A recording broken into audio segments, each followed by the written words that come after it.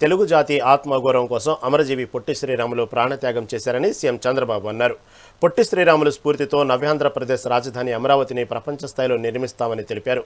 ఇక ఆయన జయంతిని పురస్కరించుకుని 58 రోజుల నిరాహార దీక్షకు గుర్తుగా అమరావతిలో 58 అడుగుల భారీ విగ్రహాన్ని చంద్రబాబు ఆవిష్కరించారు. ఈ విగ్రహానికి స్టాచ్యూ ఆఫ్ సాక్రిఫైస్ అని నామకరణం చేస్తున్నట్లు ప్రకటించారు. సాధకులు అమరజీవి పొట్టి శ్రీరాములు గారి జయంతి సందర్భంగా నివాళులర్పిస్తూ 58 అడుగులు 58 రోజులు ఇంకొక 48 అడుగులు ఎత్తు పెట్టారు. అంటే 106 అడుగుల ఎత్తు. దాని పైన ఎక్కి చూస్తే మొత్తం రాజధాని అంతా కనపడుస్తా ఉంది.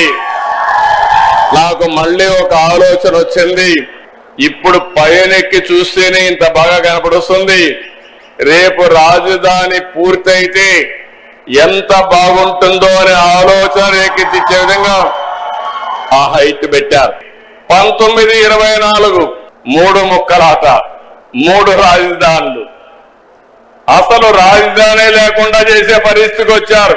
అంటే దీన్ని చూసిన తర్వాత మనందరం గుర్తుపెట్టుకోవాల్సింది 1924 ఈ రోజు ఇక్కడ చూస్తున్నాం. నేను ఎప్పుడు ఆలోచిస్తాను, ప్రజా రాజధాని ఈ అమరావతి, దేవతల రాజధాని అమరావతి. దేవతలుండేది అమరావతిలో. ఇక్కడ ఈ కలియుగంలో మనమందరం ఉండబోయేది అమరావతి అని మరొకసారి మీకు గుర్తు చేస్తున్నాను. అలాంటి రాజధానిని ఎన్ని ఆటలాడారంటే చాలా బాధేస్తుంది. శ్మశానం అన్నారు, ఎడారన్నారు, ఇది లాభం లేదన్నారు. ఏదైతే పొట్టి శ్రీరాములు గారి త్యాగాన్ని బిగినింగ్ లో గుర్తించలేదో, ప్రాణ త్యాగం చేసిన తర్వాత ఏ విధంగా అయితే గుర్తించారో ఇక్కడ కూడా ఒక త్యాగం ఉంది. ప్రపంచంలో ఎక్కడా జరగలేదు.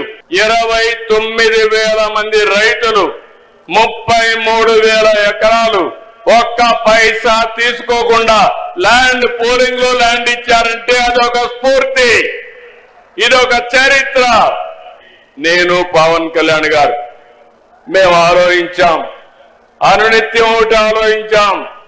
విధ్వంసం జరిగింది, రాష్ట్రం యొక్క బ్రాండ్ దెబ్బతినింది, తెలుగు జాతి నష్టపోయింది.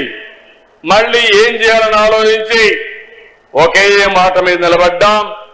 ఈ రాష్ట్ర పునర్నిర్మాణం కోసమే జనసేన, తెలుగుదేశం, బీజేపీ 3 కలిసి ఎన్డీఏ కూటమి పెట్టుకున్నాం. ఆ కూటమి 21 నెలలు మంచి ఫలితాలు వచ్చాయి. ఈ రోజు మీరు చూస్తున్నారు, ఎక్కడికక్కడ సంక్షేమ కార్యక్రమాలు చేపట్టాం, అభివృద్ధి కార్యక్రమాలు చేశాం. పోలవరం ఆంధ్రప్రదేశ్కి జీవనాడి. పోలవరం పూర్తయితే మన జీవితాలు బాగుపడతాయి. అలాంటి పోలవరం ప్రాజెక్ట్ ని విధ్వంసం చేసే పరిస్థితికి వచ్చారు. రాబోయే రోజుల్లో పొట్టి శ్రీరాములు గారి యొక్క స్ఫూర్తితో 2027 గోదావరి పుష్కరాల కంటే ముందు పోలవరాన్ని జాతికి అంకితం చేస్తాం. సమస్యలు వస్తాయి, అప్పుడప్పుడు కొన్ని మన చేతుల్లో ఉండేవి ఉంటాయి, కొన్ని బయట యొక్క పరిస్థితులు కూడా వస్తూ ఉంటాయి. బయట ప్రభావమే ఈ రోజు యుద్ధం గాని దీని పరిణామాలు. ఇలాంటి వచ్చినప్పుడు సమర్థవంతంగా ఎదుర్కోగలిగితే భవిష్యత్తు బాగుంటుంది. అందుకే నేను పిలిపిస్తున్నా, నా ఆలోచన ఒకటి, మా మిత్రుడు పవన్ కళ్యాణ్ గారి అదే మరిగా మన ప్రధానమంత్రి నరేంద్ర మోడీ గారు ఆయన ఒకటే ఆలోచిస్తున్నారు, వికసిత్ భారత్ 2047.